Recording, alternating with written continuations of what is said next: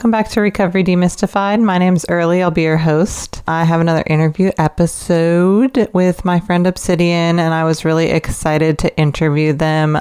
We share a very difficult trauma, which is that we were both there the night that their wife killed herself. And since then, we've grown a lot closer as friends, working through processing that trauma over the past year, and doing this podcast recording today with them was a very deeply healing part of all of that. So I'm super grateful for them and their time. And with Recovery Demystified, it's really important for me to tell the stories of people that haven't been heard.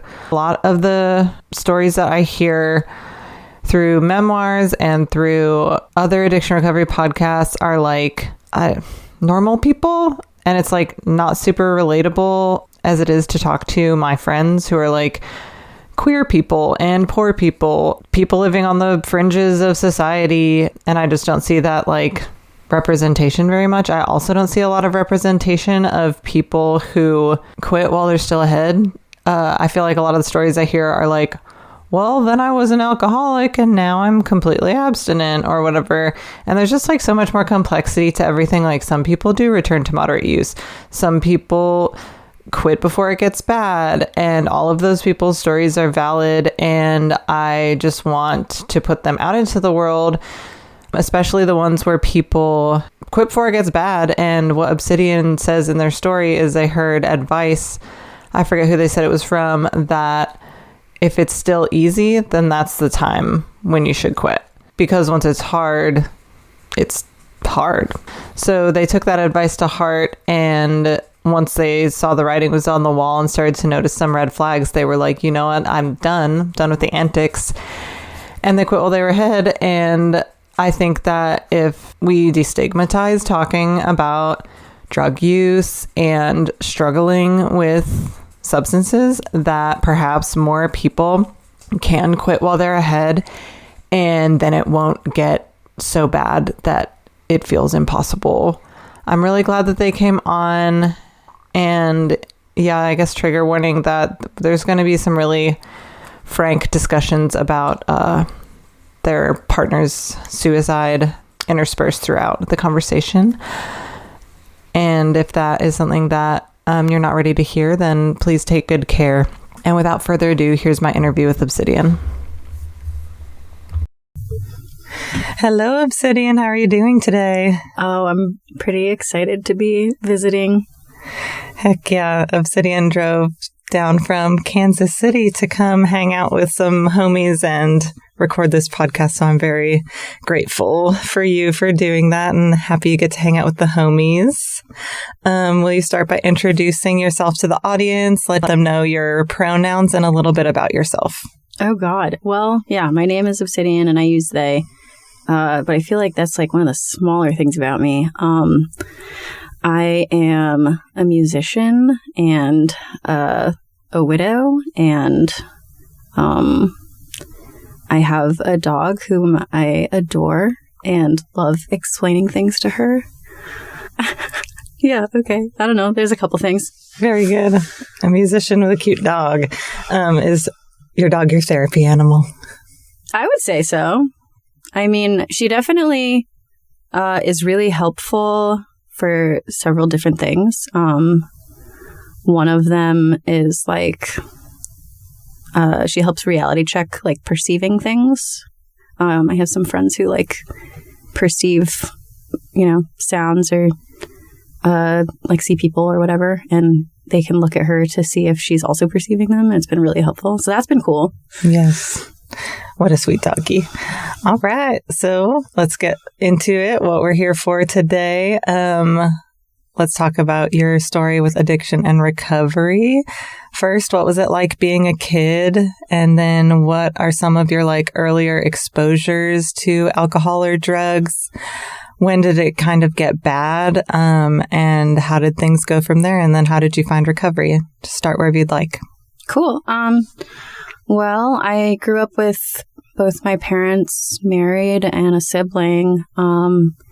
And at the time, I thought everything was awesome. We went camping together every weekend in the summer and like did, dinners around the table and then reading in the living room before bed. And it took a long time to realize that outside of that, it was like really extremely emotionally neglectful and like other kinds of abusive. I think that one of the things that my parents did right was actually explaining addiction to me when I was very young. How did they do that?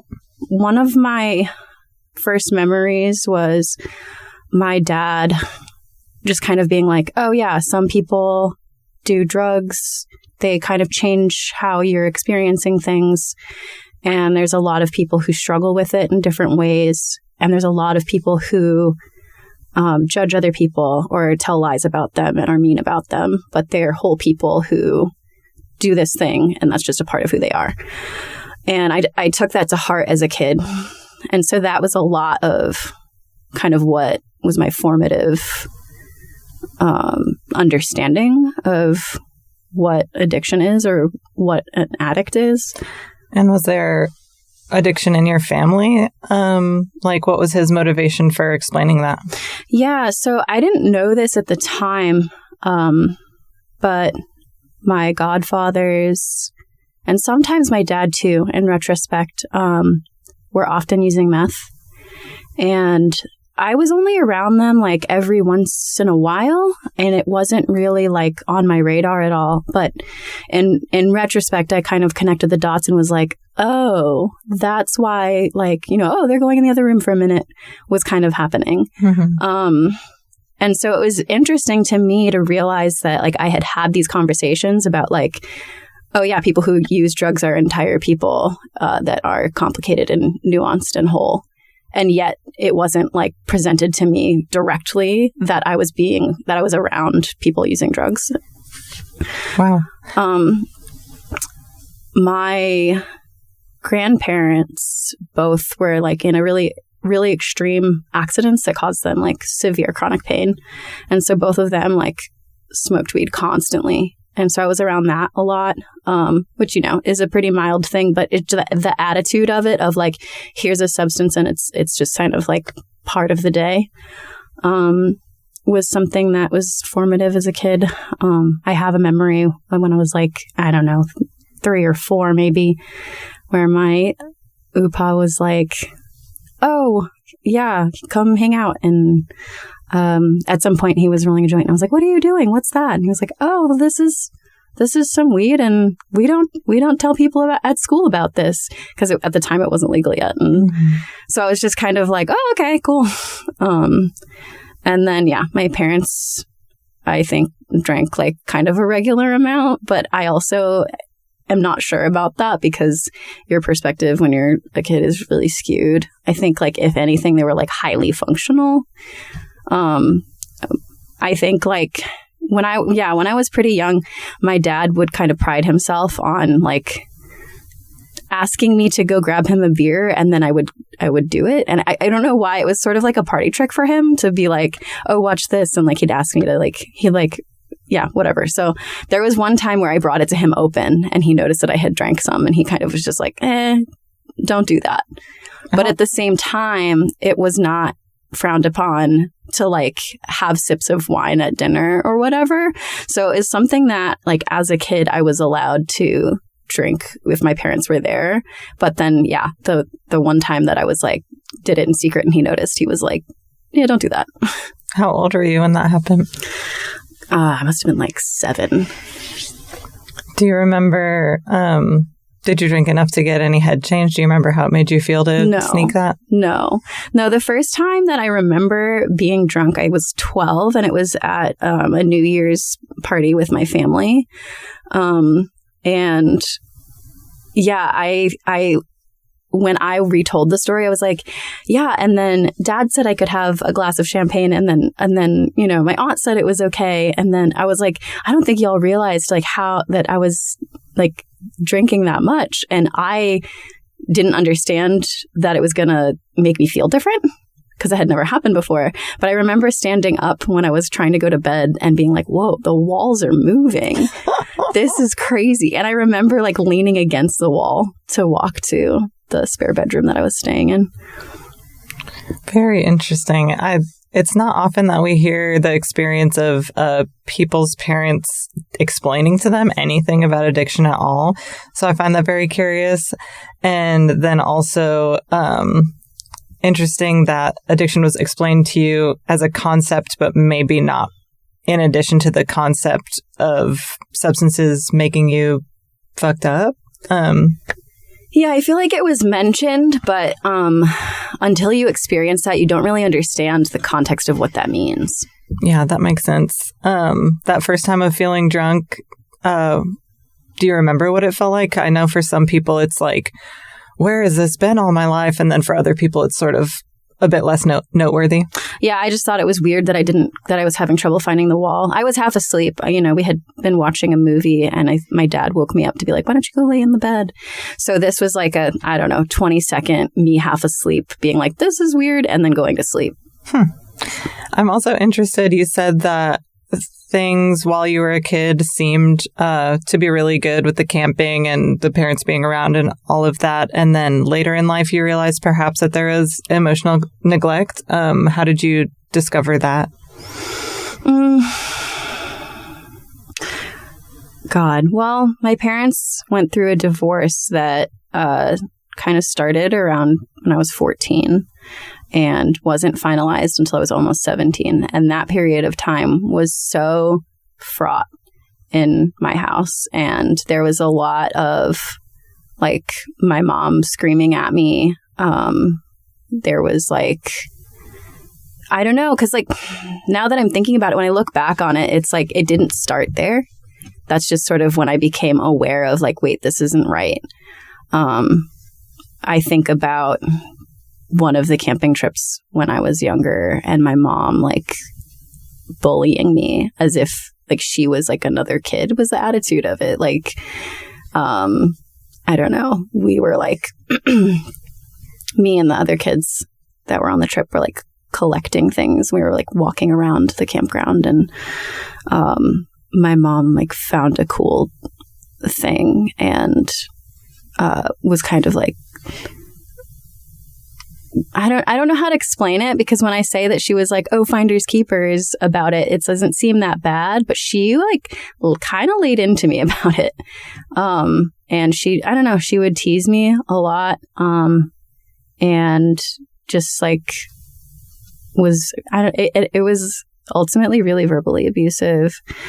There was a time where, and then there was times where it was really, really bad, where like I would be locked in the basement. Or she would be dragging me down the stairs. Or there was a time where she told me that Mondays were like family day and not to make any plans, but then she would like take my sibling out without me.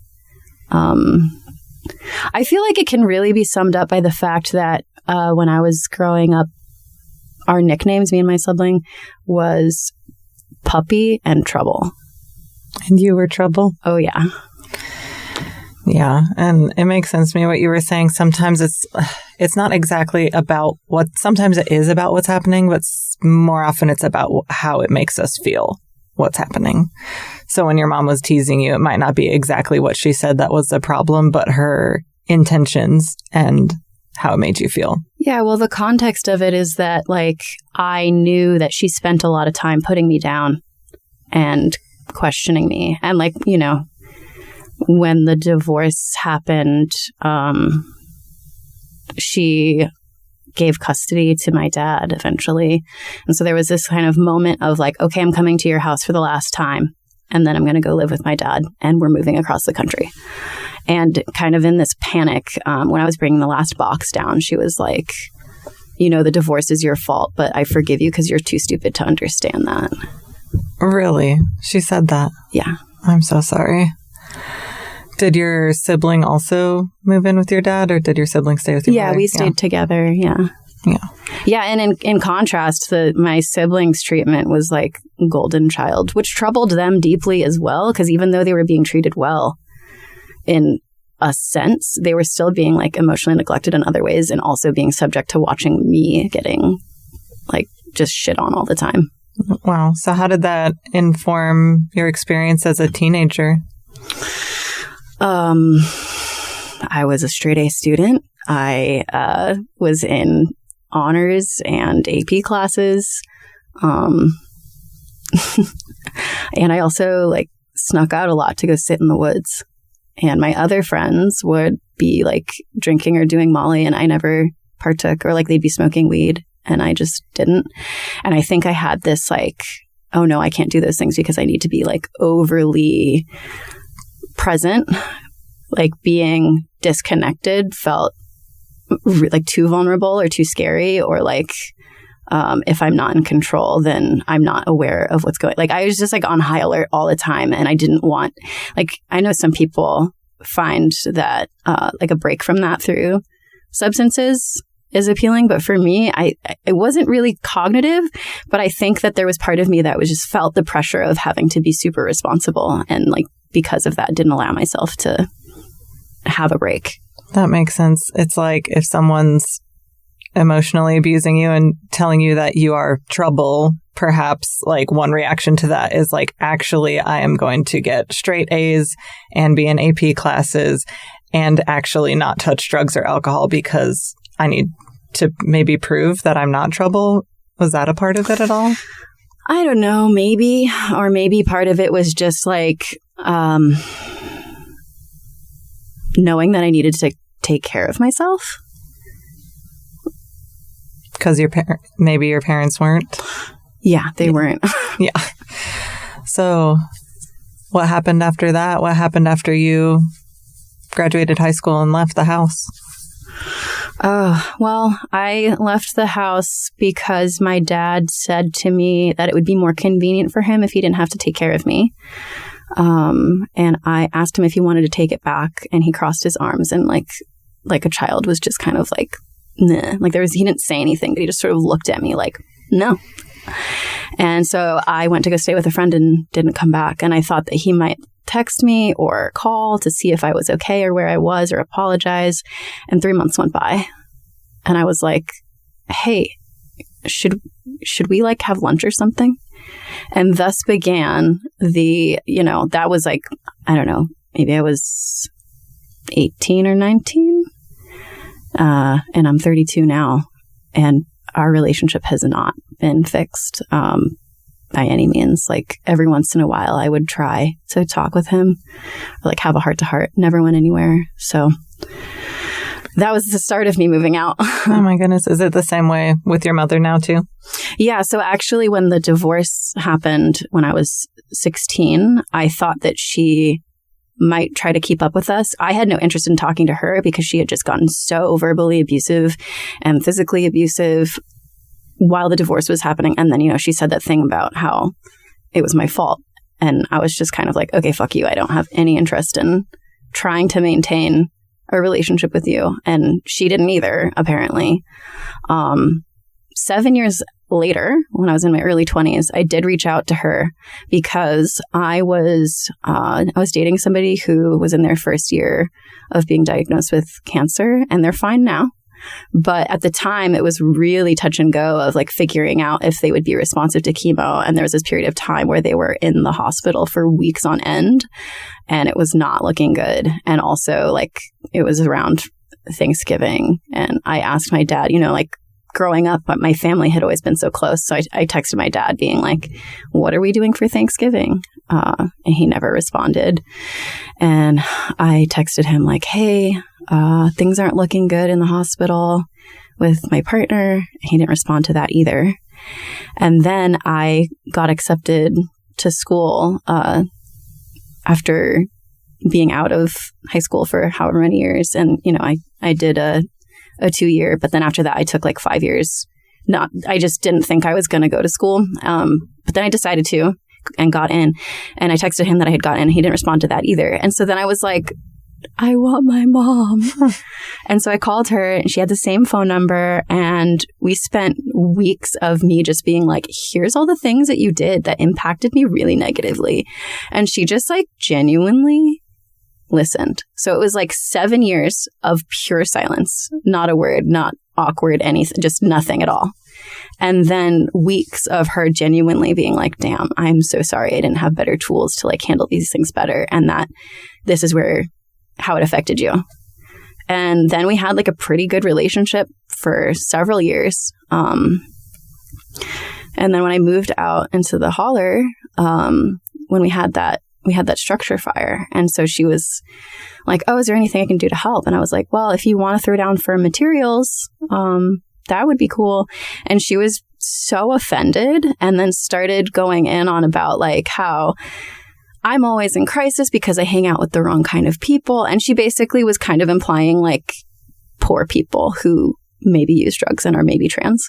And I was like, I'm the wrong kind of people. Like, I'm those people. And perhaps her apologies from before of not having the right tools it was nice to hear those words, but she didn't follow it up with action. Yeah, so it's like we had several years of like fairly conflict-free bonding to the point where at some point I was like, do you want to move closer to where I am? Because she was like, I'm moving states. I don't know where. I don't know where I'm going. Where do you think? And I was like, do you want to live close to me? Because we had gotten that close that I was like wanting her to, I wanted to like have an in-person relationship with her. Wow. And so, yeah, when that structure fire happened, it was just like all of a sudden she was just like laying into me about how I make bad life choices and I need to get my shit together. And like she brought up the divorce again and explained that I abandoned her and that I should have been there to help her put her life back together. I was like, bro, I was 16 and also your child. And also you were abusing me. Oh my gosh. And so we never, like, when that happened, I took like I was like, I don't really want to talk to you. And then after that, the next time we really talked was when Rosalie died. And, for listeners that don't know, Rosalie was my wife who I was with for 3 years. And it was like, I don't know how to explain it. It was, for us being together was like the right thing in the universe. We had such full lives outside of each other. And then where we overlapped was just like such delight and joy in each other's company. And so when she died, I reached out to my mom, like, this fucking insane thing just happened. And her response was kind of like, oh, that's too bad. I know you'll be okay. Oh my goodness. And so I composed myself and wrote her a very heartfelt text where I was like, I know that I am strong and capable, and also there are times in a person's life when they shouldn't have to just be strong and get through something. And the irony in this is that the year before, her dad's partner had committed suicide. And so I had spent that year watching her fly out to him several times to make sure he was okay. And so I was like, oh shit, maybe she'll like kind of throw down and make sure I'm okay. Not a fucking finger lifted. Oh my goodness. So I don't talk to her anymore either. And my dad, like, I had my sibling tell my dad, and he hasn't reached out to me, and it's been over a year. So I've decided, like, if there is anything in the world that should get people to try to get their shit together enough to be there for their kid, their wife committing suicide is the time to do that. You would think. And they didn't. So I accept that I'm just not going to have a relationship with them. I've tried since my whole life I've tried, and it's not working. So I'm done. Damn, I'm sorry about that. That sucks, having parents that are totally emotionally unavailable and unwilling to like learn and grow. I would like to wind the timeline back a little bit. When in your life did you start to get more exposed to like the world of substances, and when did you start getting into your story of your own use? The first time that I got high on weed. I was like 23 or 24, and it was an accident. It was a non-marked edibles situation. Oh no, nightmare.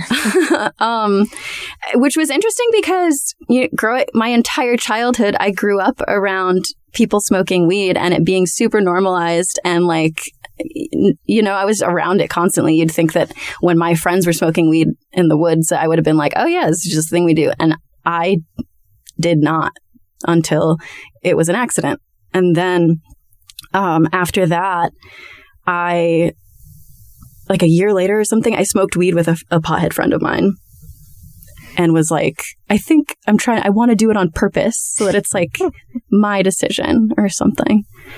And other than that, I would like have a beer here or there, but I wasn't really ever like, oh my God, this is great. I'm going to keep, it didn't really faze me. Wasn't super interested or just, I don't know. It was just so casual. It never pushed the button for you that was like, all I want to do is have more? No. I've never felt that with anything. And I got more exposed to like heavier shit when I was like riding trains and squatting and stuff. And I had friends who were like, doing heroin or whatever the fuck. And I had like a massive, massive rupture with a friend group of mine that ended with me kind of looking up and being like, oh, y'all have been you haven't liked me for a long time and have been like, there was this one moment where we're all sitting there and it was like really sweet and wholesome, I thought. And then somebody was like, oh, I like almost everyone here. And what? I was the butt of this joke where everyone was like kind of giggling, knowing that they meant me. And my response to that, like I had been brainwashed by being so mistreated for so long that I was like, oh, well, I'm not as good as these other people. So it makes sense that they don't really like me and they're nicer to each other than me because I'm just not that good.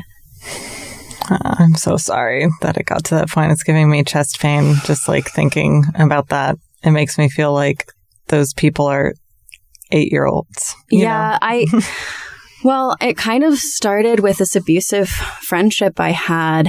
It was like textbook narcissistic abuse from a platonic friend. And part of the abuse was like kind of, the slander part where he would tell people like, oh, well, they struggle in these ways. They are bad about these things. And I'm a flawed human. Of course, some of those things had like a grain of truth to them.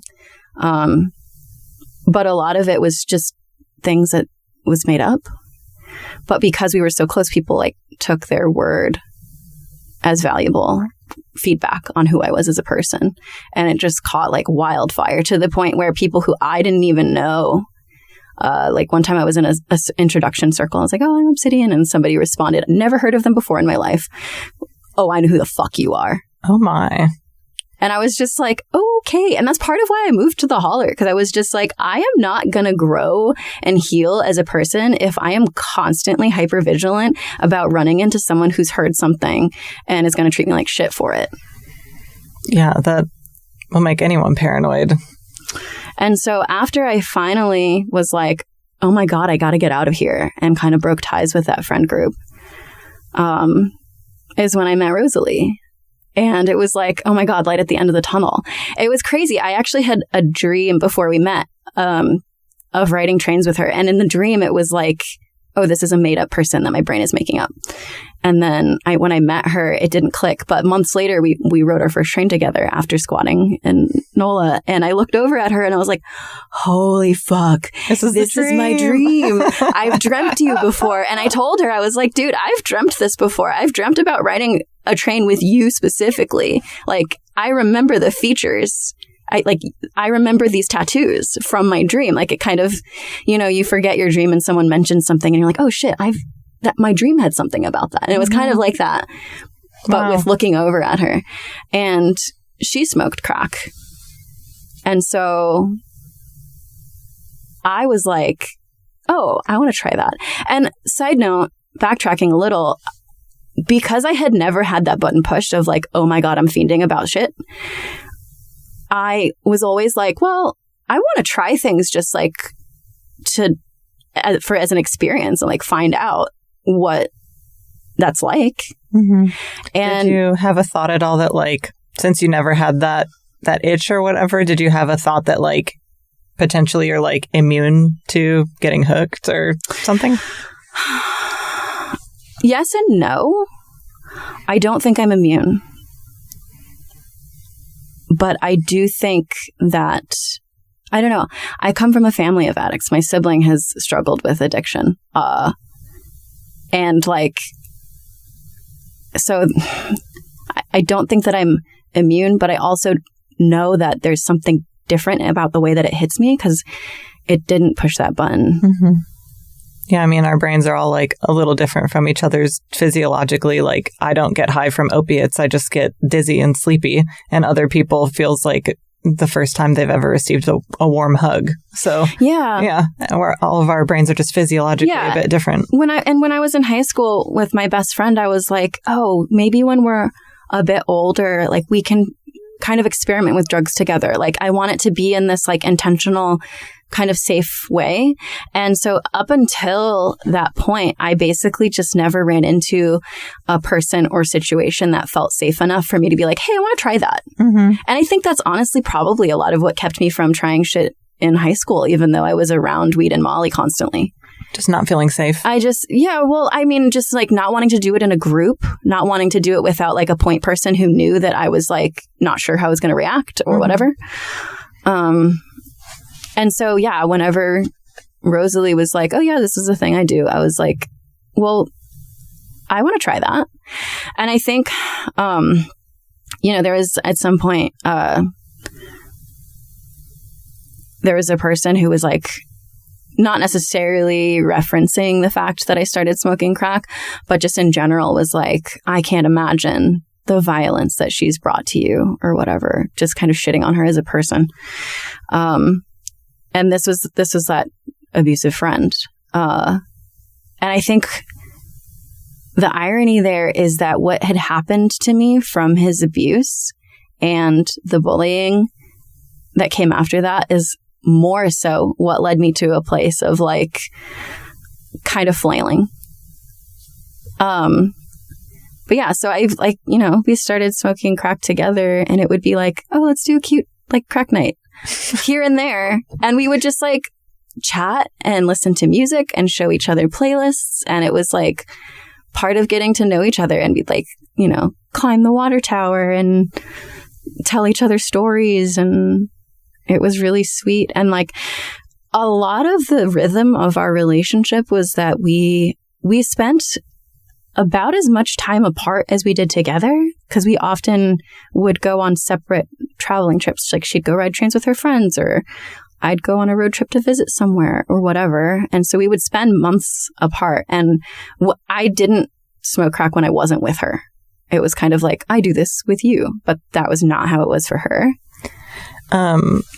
When you started smoking crack with her, did that hit that itch button?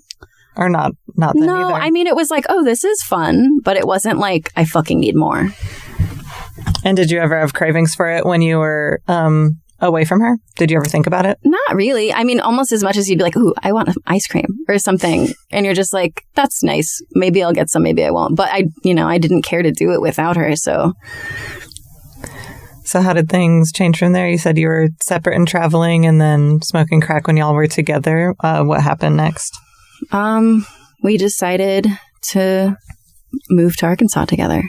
And I was like, hey, do you want to like live somewhere together? Because we had been like, I don't know. Okay, well, she was in denial of the fact that we were in a relationship for like the first year. She was like, I don't do relationships. I don't believe in them. Oh no, avoidant attachment. No, but she was actually really present at the same time. So I was when she first threw that out there, I was like, ah, shit, you're going to use this as like an excuse to kind of be shitty and like, like when I have feelings about something, you're like, well, I don't do relationships, instead of talking through things with me. But that wasn't the case at all. And so I realized like she was just having her own stuff around labels or whatever. But other than that, I was like, well, as long as you can be present with me and like work through things, I don't care what we call it. But it was pretty important to me that like we were not technically partners. First of all, I don't really love that word anyway. Never really have. But for myself. But I thought that it was like, it felt like an important piece of our story that is not how we were viewing it. And so whenever she was like, actually, can I be your girlfriend? I said no. Because, and she was like, what? And we were on a road trip and I was like, wait. And she goes, oh, you have a plan, don't you? Well, now I feel like a princess. Oh my goodness. That's hilarious. And so I took her to the hot springs and like made her dinner and like talked through some feelings and whatever. And then at the end of it was like, okay, do you want to like be together for real? And she was like, yes. Like she knew it was coming because she had already gotten the hint from, getting turned down earlier. Mm-hmm. And when I asked her like, okay, so is today our anniversary? And she goes, no, the day we met. Cute. And I was like, yeah, okay. And so, yeah, our first year together was like, spent several months together traveling, spent several months apart traveling. And then I was like, yeah, let's go live somewhere. Her plan was go to Arkansas, get land. And I was like, I think the plan needs more steps. I think you're missing some things. We can't just show up and get land. We're broke. Like, we don't know many people, whatever. But her plan worked. Day 2 or some shit, we went to a Valentine's Day party and just sort of like let people know like, oh, we're looking for a place. And that's when, we got told, oh, you should go stay out in these woods and whatever. And we did. And that person was like, yeah, do you want to like continue to stay out here? Like, let's figure out some agreements and stuff. And so that's how we got out there. The plan, go to Arkansas, get land, 2 steps. It worked. Who knew? How did the crack smoking change during that time? We did not smoke crack in the holler. Did you still get high when you were traveling? If I was traveling with her. Mm-hmm. Meanwhile, when she was traveling, it was becoming more and more regular. And I think the real huge changing point was she had a train trip planned with some friends of hers. She ended up being on that trip for about 4 months. And the whole time, one of them was able to just continue buying it really consistently. And so when I met back up with her, I was like not really privy to that. I had some idea, but it's so different, once you're like actually there and contending with the details and the reality of it.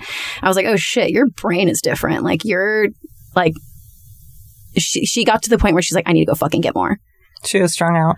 Basically, I guess. I don't know. I never really thought of it that way before, but she was just kind of like very hyper-focused on it. And we had to basically figure out how to have our relationship alongside the fact that that's where she was at. And I think ultimately we did a pretty good job. Like most of the time I would smoke with her, but there was a lot of times that I didn't. And I think one of the main things that really made the difference for me was like realizing I was one with the vehicle. So I was the one that was often like driving us around to find it or whatever. And I would end up like not sleeping enough or being upset that I was like so hungry or whatever, just because we were like those things weren't being prioritized. And so I was like, after a little bit of this, I was like, okay, I have some rules for myself. One is I need to try to get in a more normal amount of sleep every day. I need to eat a decent meal every day. And my dog's schedule cannot change at all. And so I kind of told her, like, we are not doing anything until I take care of these things first. And she was like, okay. And then another thing that we did was before picking up, we would agree on parameters for that instance. So it would be like, okay, we're only going to spend this much, or we're going to stop at this time, or whatever. And were y'all able to keep up with the parameters? Yeah. Yeah. She was like, she'd be annoyed, but she'd be like, okay, we agreed. There was a couple of times where she went outside of it, and that was pretty devastating because I was just like, I'm losing you or whatever. But like I don't know, our whole relationship, she was really attentive. And so whenever I was like, yo, this thing's going on, she would show up to it. And then vice versa, like whenever she had stuff bothering her, like she would let me know. And I think that was one of the major strengths of our relationship, is like anytime stuff was getting sticky. I mean, did we get into it? Absolutely. That's normal as shit when you're fucking traumatized and bonkers and on drugs. Mm-hmm. But a lot of the time, she was the person who taught me how to say, hey, working this out isn't happening right now. We keep on butting heads. Let's just do something else first for a while. And then we'd like, you know, make dinner or do separate projects or whatever. Circle back to it in a couple days when it was like way less volatile and be like, oh yeah, here's where I was coming from. Oh, that makes sense, instead of arguing. And so she taught me how to have that security of like, I don't need to have urgency about this getting addressed now, because we'll get to it later when it's easier to talk about because we've both processed and calmed down. That makes sense. Did doing drugs together exacerbate the fighting, or was it about the same? Yeah, I would say it's kind of the same. I mean, I think that just like the antics of like, yeah, just, you know, the stress of finding it, of being ripped off, of getting shit that was like laced with something else or whatever. It's a chunk of a bar of soap. Yeah, a cotton ball or xylazine. Yeah. I hate xylazine so much. I've only done it on accident. But like when it happens, it was so obvious because I would just feel so sick that even if I was feeling like, you know, one of the things about crack is like once you're high, it's really hard to like you want to stay high, but it's so fast. So that's why you end up sitting there just smoking. But with xylazine, I was like, I'm done. I'm going to go do something else because I feel so nauseous. Because it's a tranquilizer and not a stimulant. Yeah. So typically when people begin to like start to make rules and parameters for themselves with substance use, it's like kind of a red flag that it's gone past a point. And then like living up to those rules and parameters is like increasingly difficult, like if not impossible. So did something happen after that where you realized you had to stop, or like at what point were you like, enough is enough? Well, I never hit the point where I was feeling super fiendy. I remember like starting to feel annoyed or frustrated with like running out.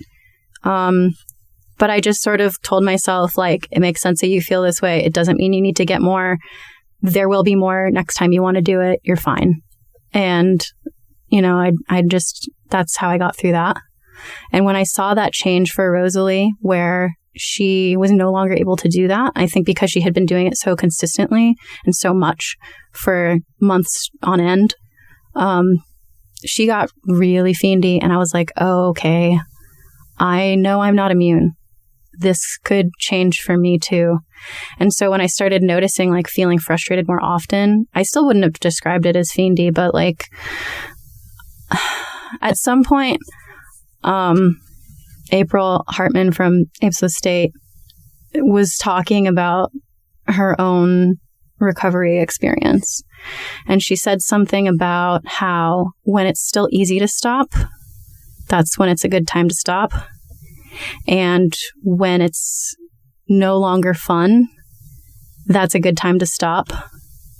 And when it's starting to feel like a job that you have to maintain, that's a good time to stop. And so I was like, okay, it's still easy. And I, you know, having parameters and like trying to have these systems around it, I was like, all right, I don't need it to get worse to know that I've had enough. And I went into it wanting to find out what that's like. And I found out and was like, okay, well, I need to be done now. And the entire time that we were like, I don't know, smoking together or like whatever, the entire time we didn't really have any dishonesty with each other about it. And then there was like, we went to NOLA for August Goldson's second line. And I knew him for like 10 years. And yeah, he was the first person who, when I had something go wrong with my first truck, he came over to help and stuck the wrench in my hand and was like, here's what you need to do. And I looked at him like, what? And he's like, no, you got it. And, you know, now I can do a bunch of cool things on my truck myself. And I really think about how, like, you know, him believing in me was kind of the start of that. So, fuck yeah. Yeah, just an incredibly special person. And we went down for his second line. And Rosalie snuck away from the second line to go get drugs. And I kind of chewed her the fuck out. And was like, of all times, dog, this is so upsetting. I'm going to like go keep on hanging out with my friends. Had y'all agreed to quit together or? No, the fact that she snuck away to do it, like I figured that we would get some later or something, like later in the night after or something. But the fact that she snuck away to get some really hurt my feelings because there had been no dishonesty around it up until that point. Yeah. I was like, damn, like we do this in a certain way to protect the health of our relationship and you're going outside of that. And that's scary. And so I was like, I'm going to keep on hanging out with my friends and like, I don't really know what to say to you right now. And she's like, what can I do to fix this right now? And I was like, be done right now. Like, I didn't mean for her to quit, but I just meant like stop sneaking off to go do that. Don't go get more. Like hang out with me and be done for the rest of the night. Like maybe we'll do some another day, but like it's not right now.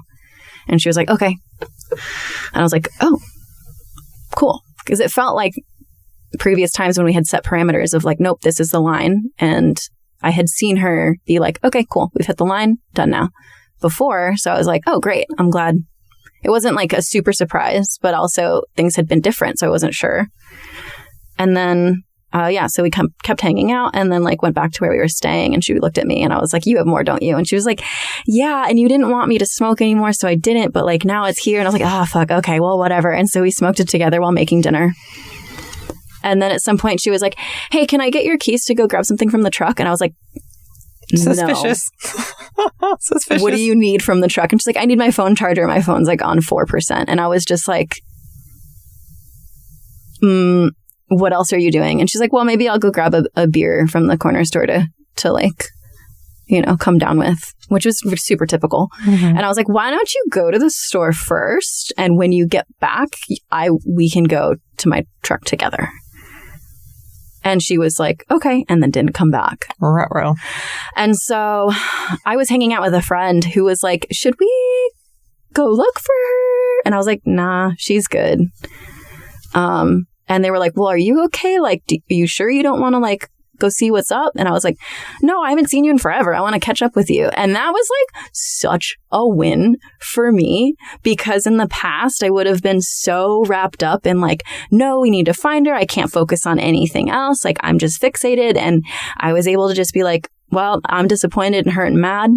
But we'll address that later. And for now, I'm going to hang out with my friend. And I definitely credit a huge part of that to the health of our relationship and that security that we had built of like learning how to not have a sense of urgency around conflict or tension or whatever. I was able to just be like, no, I want to catch up with my friend. I'll see you whenever. As it turns out, we can't control other people. Something like that. Something like that. And so she came back at 7 a.m. and I looked up half asleep, like she woke me up coming in. And the first thing she says is, I'm sorry. And I was just like, dude, what the hell? And I like lifted my arm for her to like come into bed with me. I was like, what happened? She was like, well, and I just was like, you know, I understand that, you know, you wanted to go get a beer, but then once you were outside that maybe you were like, well, now the world is my oyster. And, you know, I could like, at what point did you change your mind? And that's when she was like, I knew from when I asked you for the keys, like I did want to get my phone charger. I wasn't going to take your truck, but I knew then that I wanted to go back out and get more. And I knew you'd be upset about it. And I've never lied to you about it before. And I'm really scared. Damn. And you know, the sun is rising, the birds are getting loud, and here she comes in, haggard as shit, being like, I never lied to you about it before. I didn't want to lie to you. And I did. And I'm scared. And I was like, well, what happened? Are you okay? And she was like, yeah, I just, I was smoking with this old lady and she was like, hey, can you get us some more? And I said, this is Rosalie talking. She was like, I think I need to go home. And the old lady told her, well, shit, if you think you need to go home, that means you gotta go now before you change your mind. Smart old lady. Mm-hmm. I mean, smart old lady smoking crack at 7 a.m. probably knows a thing or two about, having issues with smoking crack. And so, yeah, she came back and we talked, slept, and I helped her hydrate and eat and whatever. And the next day we went for a walk and talked about it. And I was like, I think I'm done. I'm tired of the antics. I'm tired of the stress of trying to keep up with the parameters, which I think I did pretty well. And she respected that. But I was like, yeah, I'm done. It has now come to the point where it's affecting our relationship. You lied to me, you snuck off. I kind of had always told her, I'm never going to tell you to stop. But if it starts affecting our relationship, I will need to do something different. Do whatever you want. But is kind of as long as you can be nice to me and be present in our relationship, I don't have an issue. And so when that changed is when I was like, something needs to be different. So that's when I quit, and she did too. But she struggled way more than I did. I have over a year now, and I hardly keep track because it's just not really that hard for me to stay off it. Yeah. Did you experience any cravings or anything, or the two of y'all together? Did you ever, I feel like sometimes when it's two people that are used to doing drugs together, sometimes you just lock eyes and, both people are just kind of fuck it. Did any of that ever happen for you? I mean, after that, we went back to the holler. And like I said, we had this boundary of we don't do drugs at home. Mm-hmm. And so, yeah, I don't know. We kept to that. There was one time where she was like, oh shit, I found some and we're home. And I was like, okay. But then other than that, it was a pretty stark, no, this is where we take a break from having to interface with that. And so because we were at home, it was kind of just okay, not on the table right now. And then, I don't know, I guess this is sort of where a timeline gets fuzzy for me. But I remember that she continued a little bit. I think the time from when we quit October 2023, and then she died March 2024. So during that several month period of time, I think that she smoked maybe 4 or 5 more times. And part of what was going on was that even though we had set this boundary and had shared that with people who were staying out there with us, they broke it and they were bringing crack home periodically. Not super often at all. It was months would go by in between, but it was still happening. And I was watching Rosalie's mental health really deteriorate. She was perceiving things more often. She was kind of having these delusions that were getting harder to interrupt. Do you feel like you can attribute that to the drug use or the drug withdrawal? I don't know. I wonder that. I think probably both. I think that there was probably some type of this mental health struggle before that was exacerbated by stimulants, and that possibly the experience of trying to stay off of it isn't, that's a fucking difficult experience in its own that is destabilizing. Totally. So it's probably a combination. And also, I mean, that group of people that I mentioned before that I was getting bullied by, when I met Rosalie, they tried to tell her to stay away from me.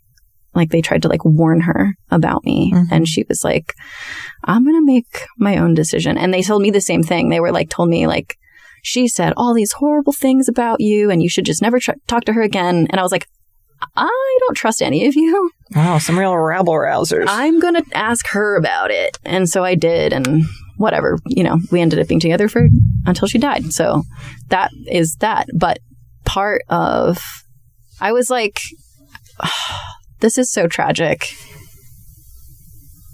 About 2 weeks into knowing her,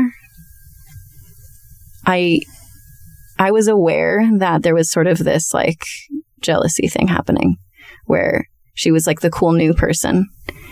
And I think people were like upset that she was spending so much time with me because they hated me so much.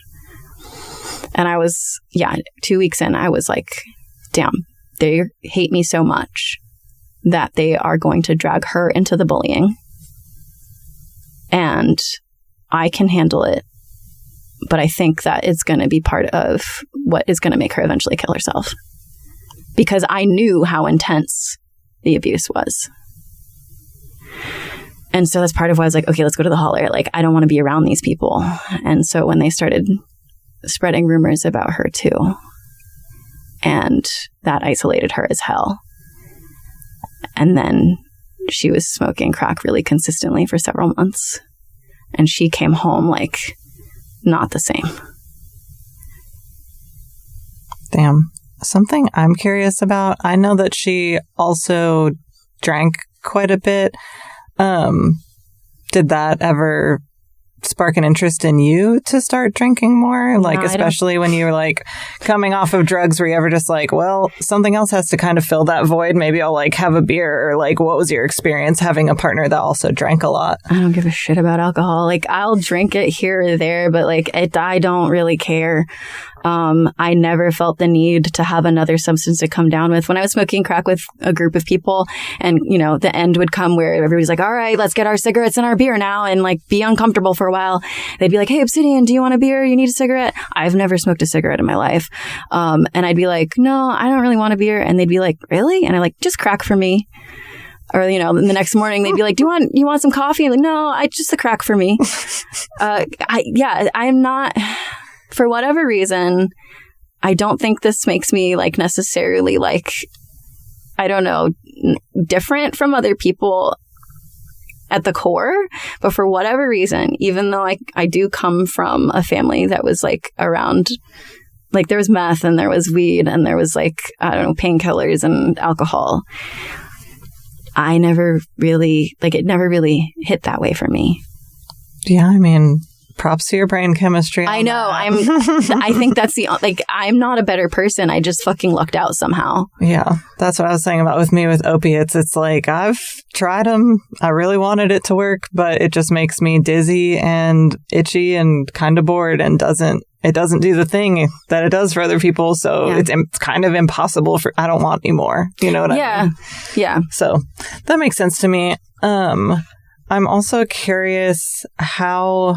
if you're interested in talking about this, how your experience of grief has informed your like cravings or interest in drugs or your emotional landscape. Like, it is so common in our culture for experiences of grief to prompt people to like self-medicate super intensely, like often to a fault. And in a lot of ways, we're told that that's normal. So yeah, I'm just curious of how your experience of grief has informed your interest in using substances, if at all. Yeah. And I think I want to start with saying that like towards the end of Rosalie's life, like she started saying, oh my God, I think I want to live.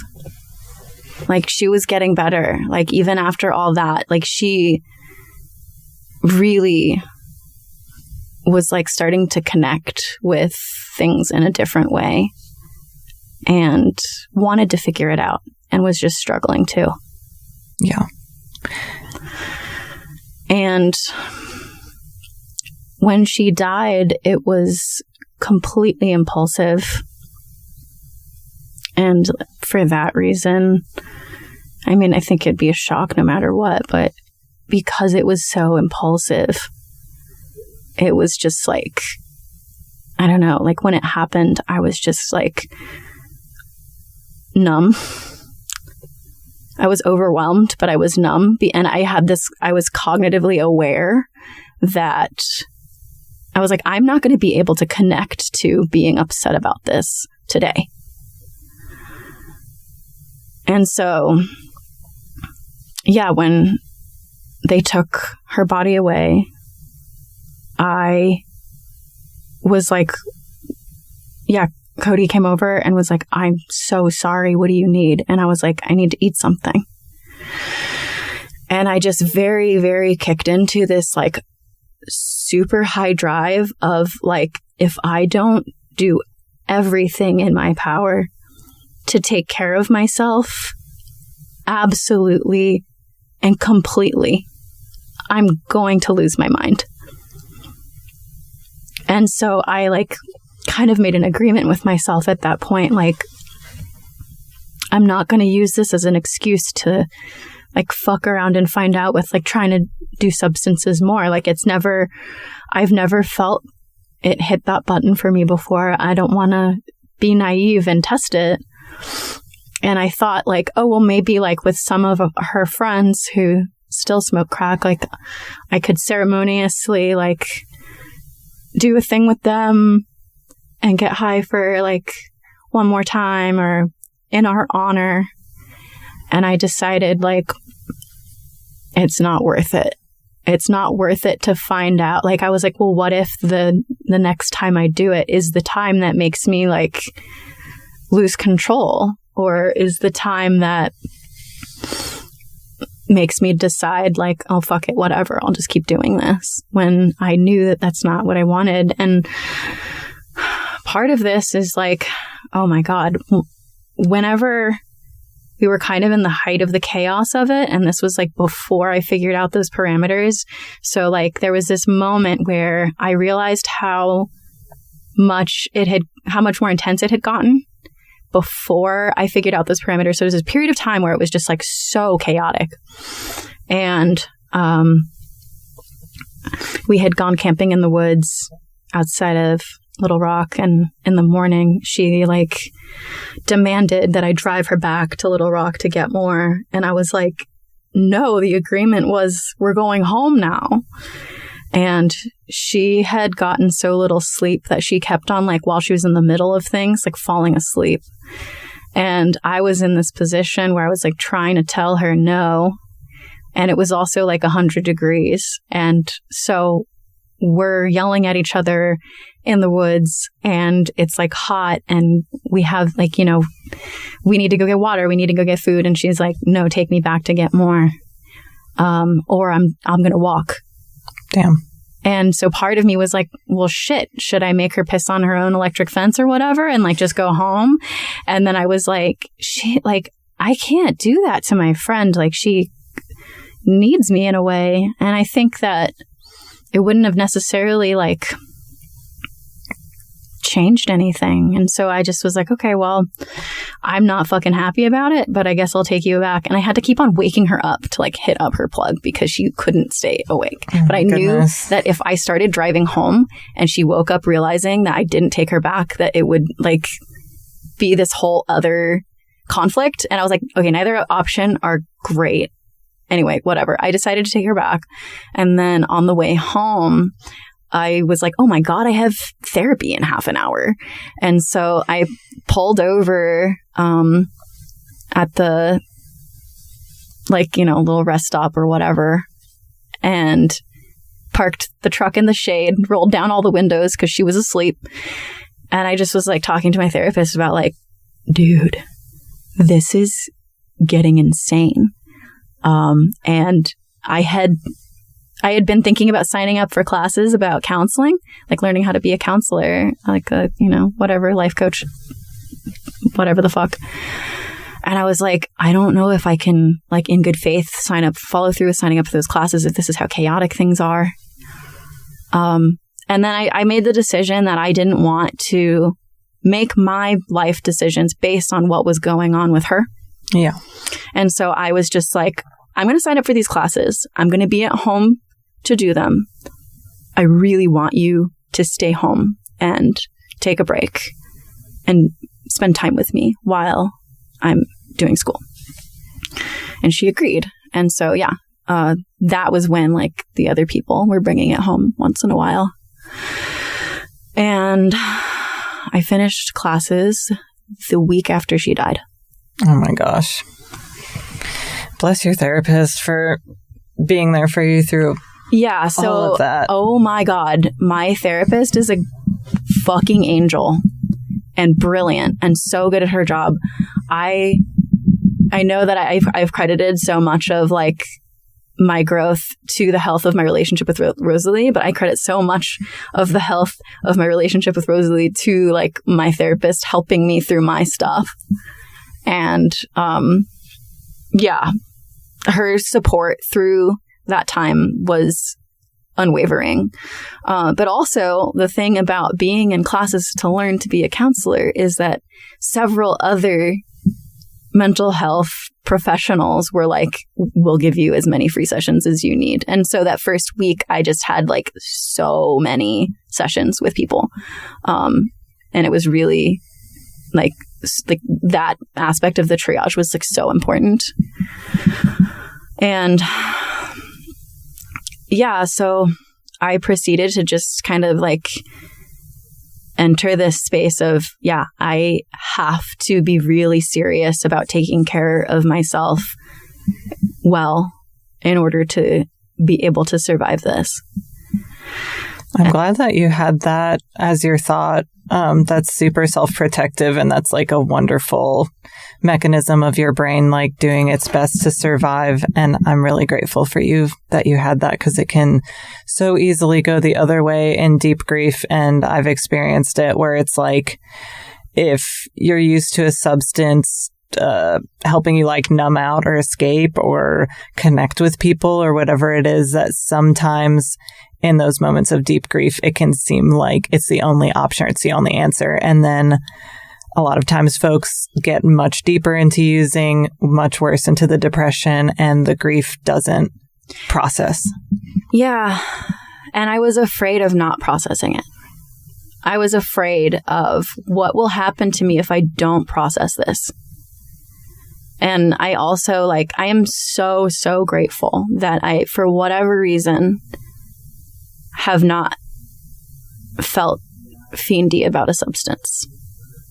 And I didn't want to naively go into it then and kind of poke the bear. Yeah. And since then, you've been with all different kind of groups of people, all places, and on tour and in New Orleans and everything. So I'm sure it's come up where someone's been like, hey, Obsidian, you want to hit this? And what do you say in that moment? That's happened once. I think that people kind of like my friends who there was some friends who did that, and they did it somewhere away from me. They were kind of like, I don't know, it was sort of unspoken that that's what they were doing. And I knew it was up because I know what those antics look like. Yes. But they kind of respectfully were like, we're doing this over here. And that was cool. But yeah, there was one person who was like, hey, old time's sake, it was a little bit of an olive branch too, where that person was just like, yeah, sorry about this thing. Do you want to blast with me? And I just was like, I don't, because all of the parts of it that I miss, and you asked about cravings. It's like, yeah, there are times where I was like, oh my God, wouldn't it be just fun to be fucking high? And then I have to remind myself about all the antics about finding it, getting ripped off, dealing with sketchy people, the health stuff. I already have a deviated septum and really underdeveloped lungs just from I was born prematurely. And so I was just there's the legal repercussions. There's all these reasons where I was just the thing that I miss cannot be separated from all this other shit that I do not want in my life anymore. And so anytime where I'm like, well, I've never felt fiendy before. I know it would be fine.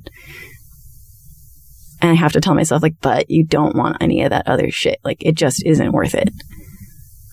And that's amazing. I'm glad that you have that thought process and that foresight and that intelligence to be able to have that discussion within your own mind and meet that addicted voice and who's it's gonna be fine this time, and you're actually here's some evidence about how it could not be fine this time. And I don't I don't attribute that to intelligence because, you know, brains do their thing and people go through shit and do what they can. And like, I am not at all, ever feeling like I'm doing this in a better way than anybody. Yeah, I guess I didn't mean to say it like that either. Like, it's not like you're intelligent and people like go back out and use are not intelligent. Like, obviously, it's like circuits have been rewired in the brain. And it's like, yeah, it's not about whether you're smart or dumb or whatever. But it's like, I just appreciate that. Can I call it a coping skill instead? That coping skill that it seems like you've learned to be able to meet that addictive craving with this logic and have it work for you. Yeah. And I mean, I think that what you're saying, like the core of it is that like addiction can happen to fucking anybody, regardless of anything. And I think that is part of what keeps me not naive. Like I don't think I'm above it at all. I think that I heard someone tell me one time, when it's easy to stop, it's a good time to stop. And I just was like, I'm gonna hold on to that. And at that point, I had only ever like done acid, and you know, I just tucked it away. And so then, yeah, when I was like 2 years into smoking crack on and off and never really felt too fiendy, but still was kind of swept up in it for all these other reasons and getting affected in all these other ways, not by necessarily the substance itself directly, like not by being high or wanting to be high directly, but it comes with all of these other things that were also affecting my life. And at a certain point, I was like, I don't want to spend my time doing this anymore. So I signed up for those classes, finished a week after she died, and started with my first client 3 weeks after she died. And that was like someone that had been assigned to me through one of my classes. And it was like, you know, there was going to be check-ins with my teachers to have support around that. And so that's why I was like, okay, I can take on one person with support. And I think that this is going to actually give me some structure and something to focus on. But I also had a tour planned already that I thought she was going to be alive for.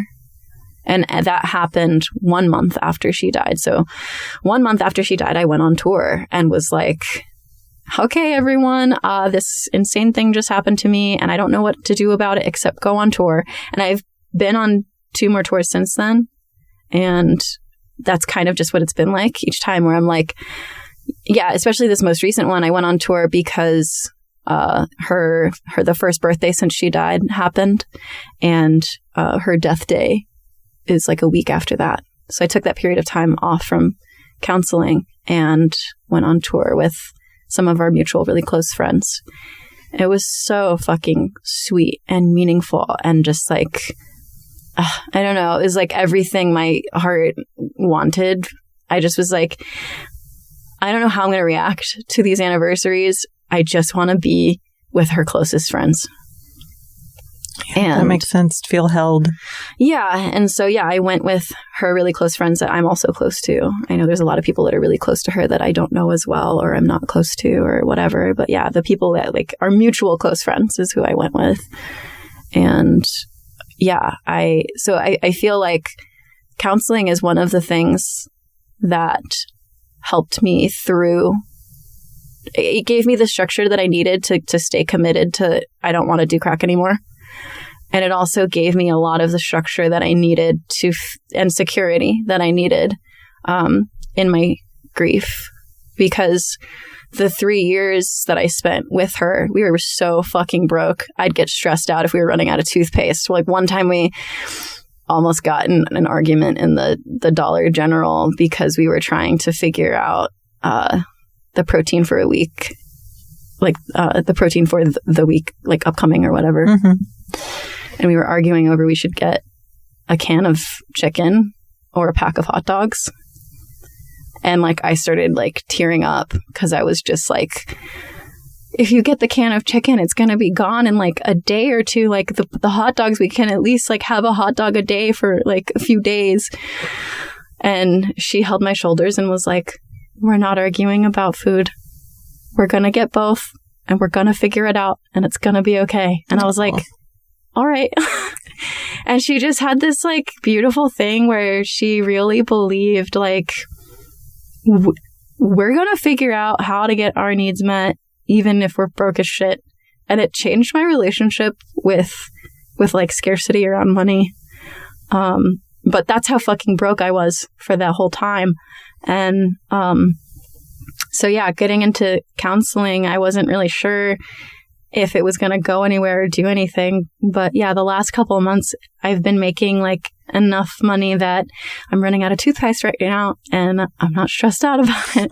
And like, I drove down here and I can like, you know, take my girlfriend to dinner, and it's like, yeah, I was really worried that starting counseling so soon after her death, I was very self-conscious that people would have this belief that I was not in a place or equipped to do that work. And I think that like that it's the opposite. It's almost like being in a place where I can connect so intimately to what it's like to be struggling through something makes me relatable, but also I have like the empathy and perspective to be there for people who are going through their own things. And I think like the healing that I've done over the past few years, I'm able to do this in a way that I'm boundaried with myself. And I have not felt, I've been doing it for just over a year now. I haven't felt burnt out. I haven't felt overwhelmed. It's been so chill and I love it. Perhaps it adds a bit to your like accountability too, with not picking up again to like have people that you need to show up for in that way. 100%. And that's part of why I picked this path. Because so I've wanted to be a therapist since I was like 12. But I disagree with grad school and I disagree with academia and systems and like the mental health field. And so I just was like, oh, I guess it's not in the cards for me. And my therapist was like, dude, you're a freak show wingnut. Why don't you do it in a freak show wingnut way? Life coaching is unregulated. Do whatever you want with that. And so that's like, I immediately was like, okay, cool. I'm going to start putting my pieces together to open my business. So yeah, I freak show wingnut, life coach, whatever the fuck, counselor over the phone. And part of why I chose it was because I knew that it would require me to continue caring for myself well. I want to show up to my clients ready for whatever they have on their plate. And so that asks of me to sleep well, eat before, take my dog for a walk before, tend to certain things. And I learned how to do those things really well from when I was smoking crack, when I made those rules for myself of like, I need to eat, I need to sleep, I need to take care of my dog. And so, yeah, this job is like in line with my desire to maintain caring for myself in those ways. I'm curious if you would share with the listeners if you think there's something people don't understand about addiction. There's so much. God, I don't know. I think that it looks like so many different things. And while I would say that I wasn't addicted to crack, there's perhaps something else that I was addicted to that was going on. And that's just as much part of it. And so I think when we can say like, oh, well, I'm not fiendy, or I could take it or leave it or whatever, so therefore I'm not addicted. Maybe there's other parts of addiction that have nothing to do with that still make it something that you're struggling with. I don't know. And it's hard for me to say that word struggling because for a lot of it, I don't feel like I was struggling with crack. And so it's just, there's a lot of nuance there. But I think ultimately, I'm really grateful to the universe. Whatever circumstance led me to this, myself, my friends, my therapist, like I am so appreciative that I didn't need for it to get worse before I decided that I wanted it to be different. Totally. Also, if you could speak to someone who's like deep in the shit, smoking crack outside the gas station with an old lady as the sun's coming up and the birds are tweeting, someone that's like having a hard time, what would you tell them? That they could come over and eat if they want. That's super generous. Yeah. Just being connected with someone and having your basic needs met. Yeah. I think that so much of the time, people who are in it in that space think that like no one wants to deal with them or that they're not worth shifting things or whatever. And it's just like, nah, dog, hit me up. You want to talk about things that are going on? Like, I don't give a shit if you're trying to get off it or not, you know? Like, I like my friends, and sometimes they're in it like that, and I don't know. I still want to hang out. You can come over to eat if you want. Yeah, exactly. Well, thanks for chatting today. It's been really lovely. I appreciate your time so much. Yeah. Recovery Demystified is produced and edited by me, Early Brunner. Stevie Pettit made our logo. Our social media manager is Kaylee Bausch. Logan Bragg wrote our beautiful theme music. We are entirely supported by donations as a 501c3 nonprofit. Your tax-deductible donations can be made to our Venmo or to our PayPal at Recovery Demystified. May you be happy and free, dear listener.